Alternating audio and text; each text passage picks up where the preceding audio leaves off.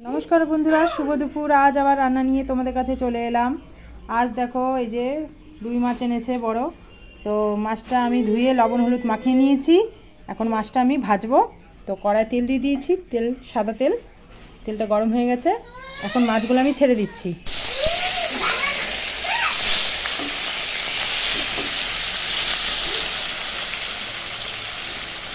মাছগুলো একে একে আমি ভাজে নিচ্ছি। আর ঝোল করবে দেখো আলু আর টমেটো দিয়ে, আলু আর টমেটো কেটে নিয়েছি আর আদা জিরা লঙ্কা বেটে নিচ্ছি। মাছটা উল্টে দিচ্ছি, এক পিসটা হয়ে গেছে, এই পিসটা এখন ভেজে নিচ্ছি।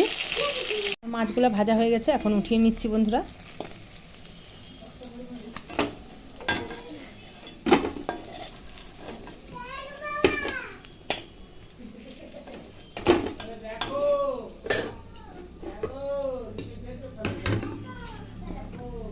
আরও মাছগুলো আছে, ভেজে নিচ্ছি।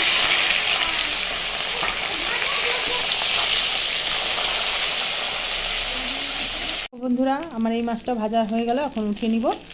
আর এখন ঝোলটা করতেছি। দেখো কড়াই একটু তেল দিয়ে দিলাম, একটা শুকনো লঙ্কা ফোড়ন দিচ্ছি।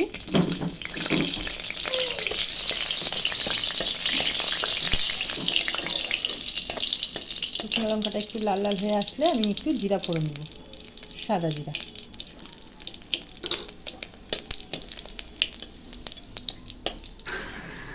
জিরাটা একটু ভাজা ভাজা হয়ে আসলে একটা দুটো পেঁয়াজ কেটে আমি দিয়ে দিচ্ছি।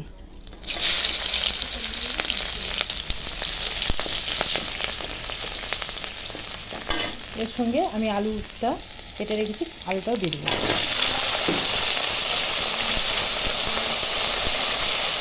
লবণ দিয়ে দেবো,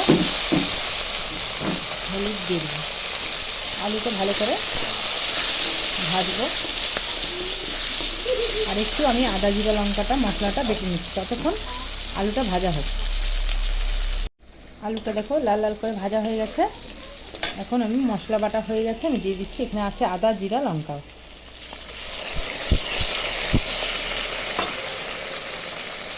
আর একটু হলুদ দিয়ে দিলাম, একটু লবণ। এখন মশলাটা আমি ভালো করে কষাবো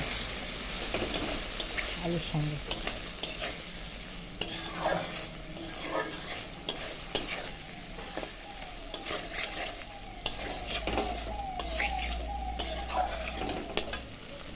মশলা কষানোর মধ্যে 2 টুকরো টমেটো দিয়ে দিচ্ছি।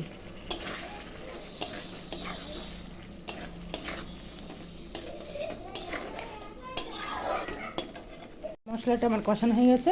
এখন এই যে গরম জল করে রেখেছিলাম, ঝোল দিয়ে দিচ্ছি।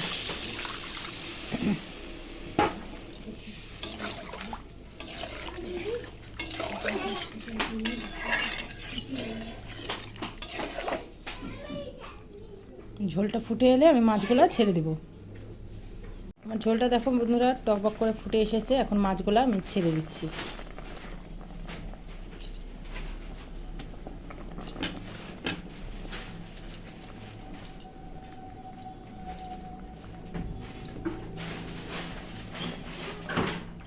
মাছ ছেড়ে দেওয়ার পরে আর আমি 2-3 মিনিট একটু রাখবো মাছটা।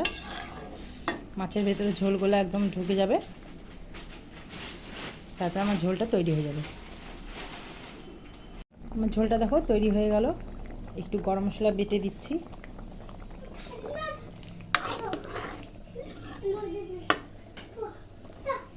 তো আমার মাছের ঝোল তৈরি বন্ধুরা।